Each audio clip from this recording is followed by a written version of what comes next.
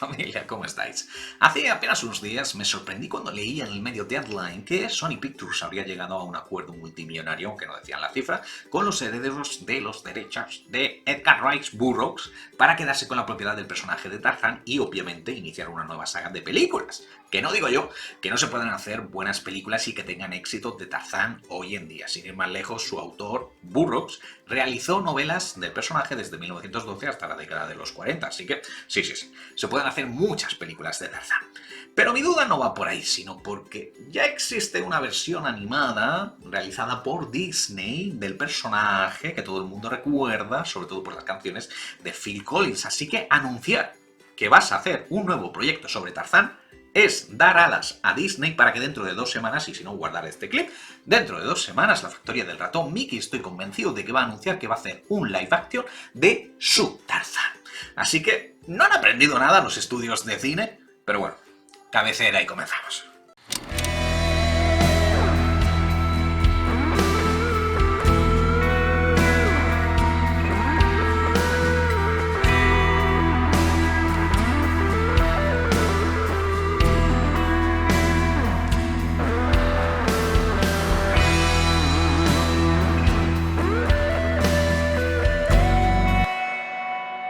Si antes os mencionaba que en la primera versión literaria de Burroughs sobre el personaje se publicó en 1912, también tengo que matizar que el idilio del rey de los monos, vamos, del noble heredero de la casa Greystock, que es abandonado tras un accidente en medio de la selva y es criado por una familia de monos, vamos, Tarzán. El idilio, digo, con el séptimo arte fue prácticamente instantáneo porque la primera adaptación que se hizo del personaje en la pantalla fue en el año 1918 y de ahí se hicieron un montón de adaptaciones, obviamente teniendo como referente la época dorada de Johnny Weissmuller, que hizo, creo que fueron 12 películas sobre el personaje, donde obviamente en todas las películas siempre había una escena de natación para lucir las 5 medallas de oro que tenía en este deporte, amén de que después hizo otras 16 películas de un tal Jungle Jim que tenía ciertos paralelismos con el personaje de Tarzán. Pero también tuvimos con el tiempo la notable Greystock con Christopher Lambert encarnando al personaje, o la erótico festiva versión de Bo Derek, una de las mujeres más hermosas que se hayan puesto jamás delante de una cámara de cine, a pesar de que la película era una mierda, o sea, las cosas como son. Aunque me imagino que a estas alturas el imaginario colectivo de todo el mundo asocia el personaje a la versión animada de 1999 estrenada por Disney con el personaje surfeando entre los árboles, que era como... ¿qué? Que por supuesto fue todo un éxito, a pesar de que fue la película animada más cara de la historia en su día, con 130 millones de presupuesto, pero reventó. Hace falta decirlo, reventó la taquilla del mundo con 450 millones de dólares de recaudación, dando lugar además a una serie de televisión, varias secuelas directas al mercado del vídeo doméstico y un musical de Broadway que explotaba el premio de la Academia a la mejor canción ganado por Phil Collins por el tema You'll Be in My Heart. Y se me olvidaba mencionar que esta versión, conocida por todos, tenía las voces en la versión original de actores y actrices como Tony Goldwyn, Minnie Driver o Glenn Close. Bueno, y si hablamos de reparto de lujo, pues tenemos que hablar de la versión más reciente live action que hemos visto en la pantalla, a colación también de estas intenciones de Sony Pictures de impulsar toda una franquicia alrededor de Tarzán.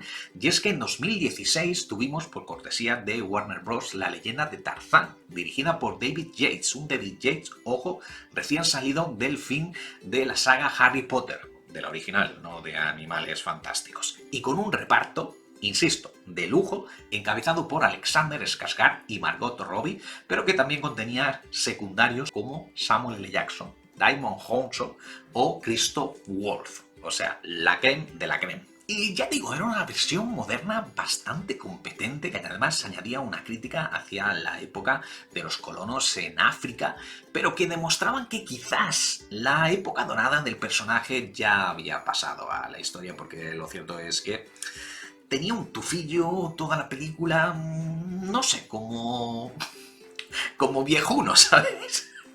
Así que sí, insisto que creo que se pueden hacer todavía no una, sino varias películas, buenas películas y exitosas películas de Tarzán, pero el único problema para que Sony Pictures lleve a cabo sus intenciones es que ya existe una versión animada por parte de Disney.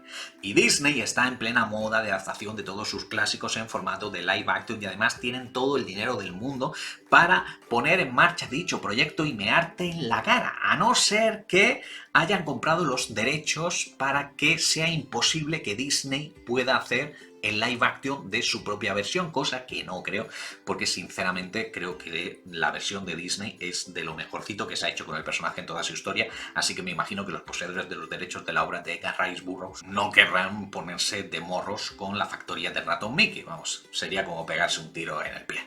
Y es que ya digo, me pregunto, ¿no? Lo que decía al principio del vídeo, me pregunto si es que la competencia de Disney no ha aprendido absolutamente nada, porque ya hace unos años Warner Bros. Puso en marcha una nueva versión del popular cuento de La Bella y la Bestia con actores de carne y hueso que iba a dirigir, ojo, Guillermo del Toro, y que iba a protagonizar Emma Watson.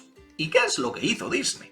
Pues anunciar que iban a hacer el live action de su propio clásico, hasta el punto de que se canceló Warner porque dice es imposible que compitamos con Disney, y no solamente eso, sino que la factoría del ratón Mickey se quedó con quien iba a ser su potencial protagonista femenina, es decir, con la propia Emma Watson. O sea, que eso ya era como, mira, me voy a reír de ti. O sea, lo que aquí en España conocemos como ser puta y encima poner la cama. Y lo digo...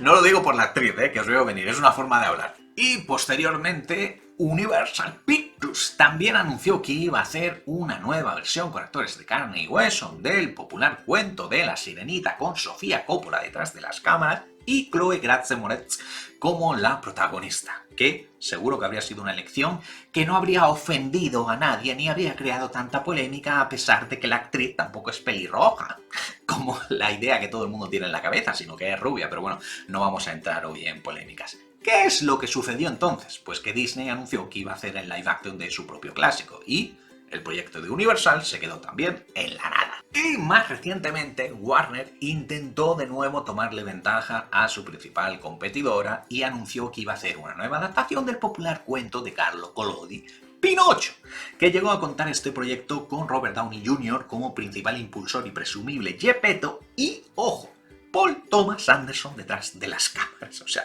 también te digo, saber que hubiese hecho el director de Magnolia, Pozos de Ambición o la reciente Licorice Pizza con una historia como la de Pinocho habría sido toda una fantasía. Pero, ¿qué es lo que ocurrió? Que a Disney le faltó tiempo para anunciar que iba a hacer su propia adaptación de su clásico animado con Robert Zemeckis como director y Tom Hanks como Geppetto. Y... pues eso, que el proyecto de Robert Downey Jr., Paul Thomas Anderson y Warner se quedó en la nada. Bueno, ¿qué coño? Si es que está a punto de estrenarse una nueva adaptación de Pinocho dirigida por Guillermo del Toro, ojo, con la técnica de stop motion y las voces en la versión original de Ewan McGregor, Tilda Swinton, Kate Blanchett o Christoph Waltz. Y hay cero hype al respecto de este proyecto. ¡Cero hype! Me refiero entre el gran público, obviamente. Yo estoy deseando que se estrene dentro de un par de meses, creo que se estrena, en Netflix. Y precisamente esto, es decir, que forme parte del catálogo de Netflix y no vaya a pasar por los cines, es lo que va a permitir que, bueno, que no sea un descalabro en taquilla, porque ya te digo yo que Disney, qué cabrona que es Disney, porque el proyecto de Netflix, el proyecto de Guillermo del Toro sobre Pinocho, llevaba gestándose desde hace años y Disney dijo, sí, que me vas a estrenar antes una versión de Pinocho. Tú te estás equivocando. Aquí los reyes del negocio somos nosotros. Que es exactamente eso lo que pasó con Mowgli. La adaptación que hizo Andy Serkis, sí, Andy Serkis, el de King Kong, el Gollum, del Señor de los Anillos, el César del Planeta de los Simios. Ese Andy Serkis fue el director de una nueva adaptación del cuento de Rudyard Kipling, mucho más fiel al relato de Kipling. No estoy diciendo que la versión del Libro de la Selva de Disney sea mala, pero digo que la versión de Serkis era mucho más fiel al relato original. Bueno, pues estuvo preparándola durante años. ¿Y qué es lo que hizo Disney? Bueno, sí, ya lo habéis adivinado. Dijo, en 3 meses te tengo hecha la película. Literal. ¿Y qué es lo que ocurrió? Pues que Sony, que creo que era quien estaba haciendo el proyecto este de Mowgli con Andy Serkis, al final se la vendió a Netflix, porque sabía que nadie iba a pagar una entrada de cine después de haberlo hecho para ver la versión de Disney, y efectivamente pasó tan de puntillas que hasta a mí ha estado a punto de olvidárseme esta versión del Libro de la Selva. Y es que, nos guste o no nos guste, en esto de adaptar cuentos clásicos, Disney fue la que inventó el juego. No puedes ganarle al inventor del juego. Y hasta aquí el vídeo del día de hoy. Seguiré hablando de esta versión de Sony Pictures para hacer un nuevo Tarzán y sobre todo, os he dicho, guardad el clip, cuando Disney anuncie la adaptación de su propio live action, que seguramente será protagonizada por, yo qué sé, por Tom Holland. Sí, ¿por qué no? Tom Holland, le vendría bien. Dejadme lo que queráis en la caja de comentarios, que como siempre le estaré dando feedback y si puedo regreso mañana. Hasta entonces, chao familia.